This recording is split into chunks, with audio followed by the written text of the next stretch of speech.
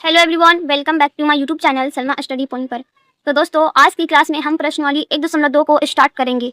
जैसा कि आप लोगों को पता है कि हमने इस वर्ष 2026 में अपना बिहार बोर्ड का एग्जाम दिया था, जिसका रिजल्ट 29 मार्च को आया था। मुझे 500 में से कुल 448 मार्क्स प्राप्त हुए हैं और मैथ में मुझे टोटल 91 मार्क्स आया है। फिर भी मुझे इसमें शंका है कि मुझे मैथ में नंबर अधिक काट लिया गया है, पर अब क्या ही कर सकते हैं। तो चलिए आज का हम क्लास स्टार्ट करते हैं। एक बार फिर से स्वागत है हमारे चैनल सलमा स्टडी पर। सब्सक्राइब करना मत भूलिएगा। हमने इसके पिछले क्लास में प्रश्नावली 1.2 को खत्म किया था। आज की क्लास में हम प्रश्नावली 1.2 को स्टार्ट करेंगे। तो चलिए स्टार्ट करते हैं। देखिए, प्रश्नावली 1.2 में टोटल 7 क्वेश्चन है। तो चलिए पहला क्वेश्चन बनाने का प्रयास करते हैं। पहला क्वेश्चन क्या बोल रहे हैं? निम्नलिखित संख्याओं का अभाज्य गुणनखंडों के गुणनफल के रूप में व्यक्त करना है। जो ये संख्या है उसको अभाज्य गुणनखंड के रूप में हमको बस व्यक्त करना है। तो चलिए पहला क्वेश्चन को बनाते हैं। पहला क्वेश्चन क्या है? 140। 140 का हमको अभाज्य गुणनखंड निकालना है। पहला क्वेश्चन 140 है, इसका अभाज्य गुणनखंड निकालेंगे। कितना से लगाएं? 2 से लगेगा। हमेशा पहले न्यूनतम संख्या लगाना चाहिए। 70 बार में। अभी भी ये 2 से लग जाएगा 35 बार में। अब ये 2 से नहीं लगेगा, अब ये 5 से लगेगा। तो 35। अब ये कटेगा नहीं, अब ये यहीं इसका रुक गया। अब इसका गुणनखंड क्या बोला था क्वेश्चन में? अभाज्य गुणनखंड के गुणनफल के रूप में व्यक्त करना है। तो बस हमको इसका एलसीएम निकालना नहीं है, बस इसको व्यक्त करके छोड़ देना है। तो लिखेंगे इसका, अतः 140 के अभाज्य गुणनखंड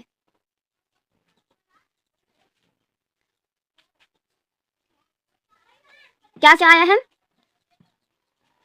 2 गुने 2 गुने 5 गुने 7।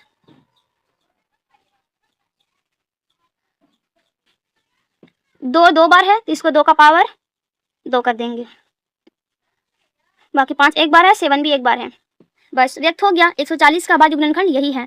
बस इसको ऐसे ही व्यक्त करना था। क्वेश्चन में यही बोला है, गुणनफल के रूप में व्यक्त कीजिए। दूसरा क्वेश्चन क्या है? 156। 156 को हमको व्यक्त करना है। चलिए, दूसरा है 156। अभी भी ये 2 से लगेगा। आज 78 आया। अभी भी ये 2 से लगेगा। 2 3 3 18। अब ये 2 से नहीं लगेगा, 3 से भी नहीं लगेगा। अब डायरेक्टली 13 से लगेगा। 13 दिए 39 होता है ना। अब ये नहीं कटेगा, यहीं तक रुक गया। अब लिखेंगे हम, जैसे ये कैसे लिखे ऊपर में, उसी प्रकार यहाँ लिखेंगे। अतः 156 के अभाज्य गुणनखंड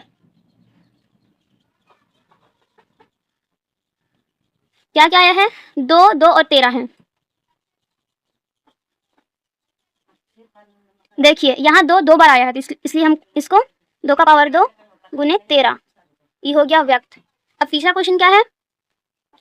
3825। 3825 को व्यक्त करना है। चलिए, इसी प्रकार सभी क्वेश्चन बनते जाएंगे। ठीक है। अब ये कितना से लगेगा? 2 से तो नहीं लगेगा, 3 से लगेगा।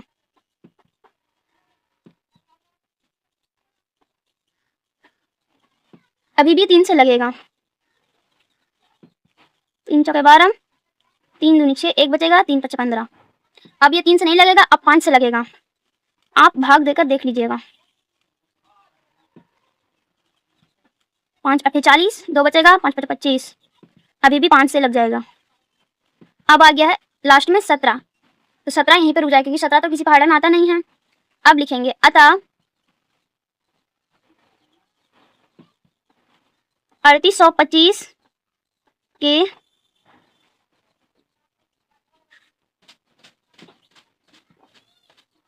अभाज्य गुणनखंड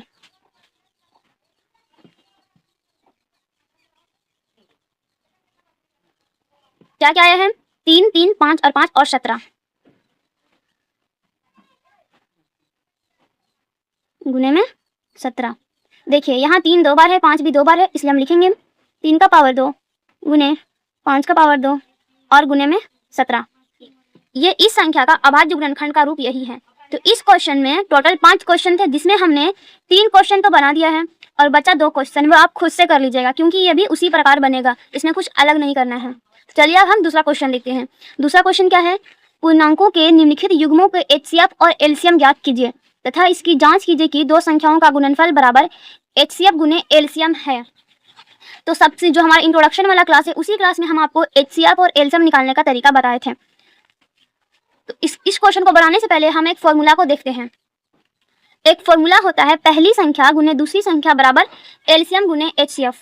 क्या होता है, पहली संख्या गुने दूसरी संख्या बराबर HCF गुने LCM। ये कोई पहली संख्या है, ये कोई दूसरी संख्या। जैसे मान लीजिए x और y कोई दो संख्या है, जैसे x और y कोई भी दो संख्या है। यदि हम इस x और y का LCM निकालेंगे, LCM कुछ भी आए, ठीक, और उसी प्रकार हम इसका HCF निकालेंगे, ई दोनों HCF और LCM का गुना करेंगे तो ई दोनों संख्या के बराबर आएगा, ई दोनों संख्या के गुणनफल के बराबर आएगा। फिर से देखिए, जैसे x और y कोई संख्या है, x ई दोनों संख्या का हम पहले LCM निकालेंगे और फिर HCF निकालेंगे, दोनों को हम गुना कर देंगे, LCM और HCF को गुना कर देंगे और इधर दोनों संख्या गुना कर देंगे, दोनों आपस में इक्वल रहेगा। यही एक फॉर्मूला है। तो चलिए क्वेश्चन पर आते हैं। क्या बोल रहा है, पहला नंबर पे है 26 और 91। तो पहले हम इसका HCF और LCM निकाल लेंगे, उसके बाद इसका जांच करेंगे। क्या था, 26 और 91। LCM और HCF निकालने के लिए गुणनखंड तरीका आप लोग जानते ही होंगे, हम फर्स्ट क्लास में बताए थे। तो पहले हम 26 का अभाज्य गुणनखंड निकालेंगे, फिर 91 का अभाज्य गुणनखंड निकालेंगे। तो पहले 26 का निकालते हैं। यह है दूसरा क्वेश्चन का पहला नंबर। क्या है, 26 और 91। 26 का हम अभाज्य गुणनखंड निकालेंगे। ये तो 2 का पहाड़ा में आ जाएगा 13 बार में। 13 किसी के पहाड़े में आता है नहीं, ये सिर्फ 13 ही के पहाड़ा में एक बार में आता है। हो गया इसका। अब हम निकालेंगे 91 का। ये लगेगा 7 से 13 बार में। अभी 13 एकम 13, ठीक है। इसका क्या आया, 26 का आया है हमारा 2 गुने 13। ये दोनों का गुना करेंगे 26 के बराबर आ जाएगा। इधर 91 का अभाज्य गुणनखंड आया है 7 गुने 13, ठीक है। HCF निकालने के लिए हम क्या बोले थे, हम पहले दोनों में देखेंगे कि दोनों में कॉमन क्या है, मतलब दोनों में क्या मिल रहा है। तो हम पहले HCF निकालेंगे, HCF। ये दोनों में कॉमन क्या है, दोनों में कॉमन 13 में दिख रहा है, इसमें भी 13 है, इसमें भी 13 है, तो इसका HCF 13 ही हो जाएगा, ठीक है। अब हमें निकालना है LCM। LCM निकालने के लिए हम क्या बोले थे, जो कॉमन है वो तो लिखेंगे ही उसके बदले में एक ठो, और जो कॉमन नहीं है उसको भी लिखेंगे। 13 कॉमन है, इन दोनों के बदले हम एक ठो 13 लिखेंगे। और कॉमन क्या नहीं था, यहाँ 2 कॉमन नहीं था, यहाँ 7 नहीं था, उसको भी लिखेंगे। इसको गुना करेंगे तो आएगा 182। आप गुना करके देख लीजिएगा। देखिए क्वेश्चन में क्या बोल रहा था मैं, HCF और LCM ज्ञात करने के लिए। HCF और LCM तो ज्ञात हो गया है, अब हम इसका जांच करना है कि दो संख्याओं का गुणनफल बराबर HCF गुने LCM। अभी हम फॉर्मूला बताए ना कि कोई भी दो संख्या होता है उसका HCF और LCM का गुना करेंगे तो दोनों का गुणनफल के बराबर आएगा। पहले हम जांच करेंगे, चलिए जांच करते हैं। जांच करने से पहले हम पहली संख्या और दूसरी संख्या मानेंगे, क्योंकि यहाँ पहली और दूसरी संख्या का बात कर रहे हैं। माना,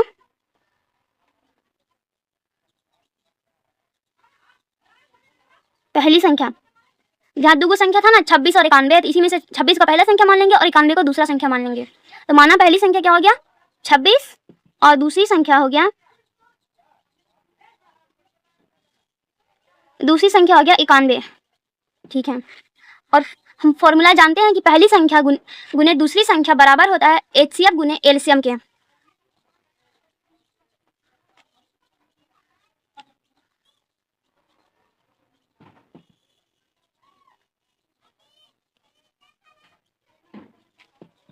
बराबर HCF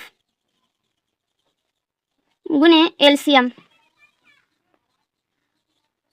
पहली संख्या क्या माने 26, ठीक है, गुना दूसरी संख्या क्या है 91 मतलब 91। ये दोनों का हम HCF क्या निकाले थे, देखिए ऊपर में ही निकाले हैं। HCF क्या निकाले थे 13 और LCM निकाले थे 182। 13 और ये हो गया 182। पहले हम इधर 26 और 91 को गुना करेंगे, इधर 13 और 182 का गुना करेंगे, दोनों बराबर आना चाहिए। यदि ये दोनों बराबर आ गया तो ये प्रूव हो जाएगा। 26 और 91 को गुना करेंगे तो आएगा 2366। ठीक है, बराबर। इधर करना है 13 और 182 का गुना, 13 और 182 का गुना करेंगे तो भी आएगा 2366। आप स्वयं से गुना करके देख लीजिएगा। क्या ये दोनों बराबर नहीं है? जब ये दोनों बराबर हो गया तो ये प्रूव हो गया। अतः RHS बराबर LHS, मतलब दोनों साइड बराबर हो गया। Left hand side and right hand side दोनों इक्वल हो गया, तो ये प्रूव हो गया। ये प्रूव्ड। अब देखते हैं दूसरा क्वेश्चन। इसी में दूसरा क्वेश्चन है 510 और 92, तो हम इसको बता देते हैं, बाकी ये तीसरा क्वेश्चन आप खुद से बनाइएगा। बिल्कुल इसी प्रकार बनेगा। क्या था? 510 और 92। दूसरा क्वेश्चन का दूसरा नंबर है 510 और 92। इसका पहले हमको HCF और LCM निकालना है, इसलिए पहले हम इसका अभाज्य गुणनखंड निकालेंगे। 510 का अभाज्य गुणनखंड ये 2 से लगेगा।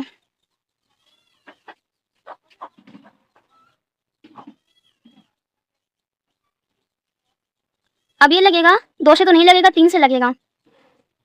3 × 24, 1 बचेगा, 3 × 5 15। अब ये 3 से तो नहीं लगेगा, डायरेक्टली 5 से अब ये 5 से लगेगा। अब 17 तो किसी पहाड़े में नहीं आता, ये खुद एक बार में ही हो जाएगा। देखिए 510 का क्या आया अभाज्य गुणनखंड, लिख लेते हैं।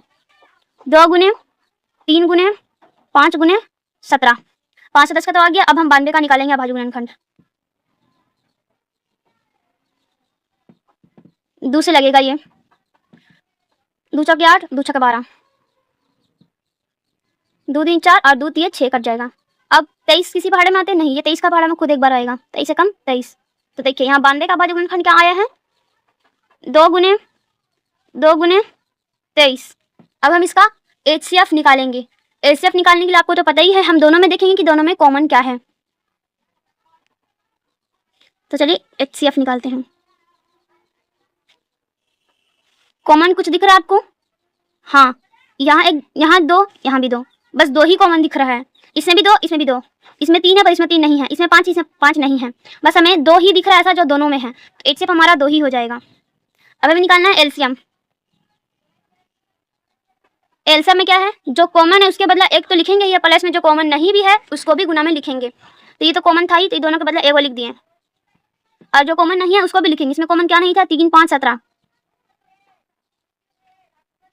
इसमें कॉमन क्या नहीं था? 2 और 23। इस सब को गुना करेंगे तो हमारा LCM आ जाएगा। तो गुना करके क्या आते हैं? इस सब को गुना करेंगे तो आएगा 23,460। आप गुना करके देख भी सकते हैं। LCM निकल गया। अब हमको यहाँ जांच करना है। जांच करने के लिए क्या बोले थे? जांच करने से पहले हम मानेंगे कि पहली संख्या कौन है और दूसरी संख्या क्या है। इसमें हमें ऑलरेडी दे रखा है 510 और 92। इसी में से हम 510 को पहली संख्या मान लेंगे और 92 को दूसरी संख्या मान लेंगे। तो माना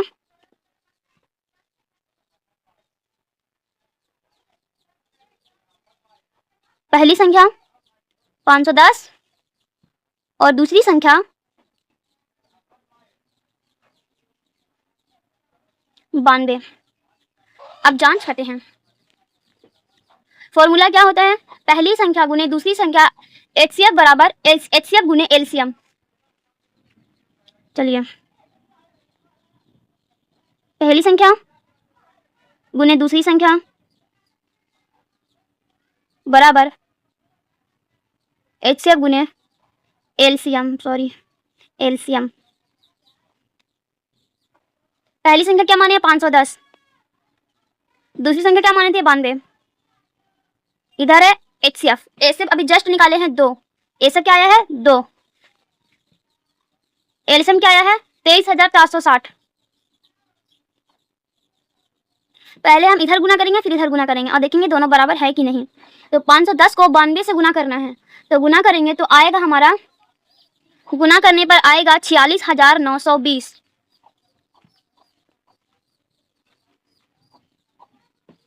23,460 को 2 से गुना करना है, तो गुना करते हैं, 0 आ जाएगा। उसके बाद हाथ में रहा 1, 4 दूनी 8, 1 9, 3 दूनी 6 और 2 दूनी 4। देखिए जो संख्या इधर है वही संख्या इधर है, क्या ये दोनों बराबर नहीं है? तो हमारा ये दोनों LHS और RHS बराबर हो गया, तो मतलब ये प्रूव हो गया। लिखेंगे अतः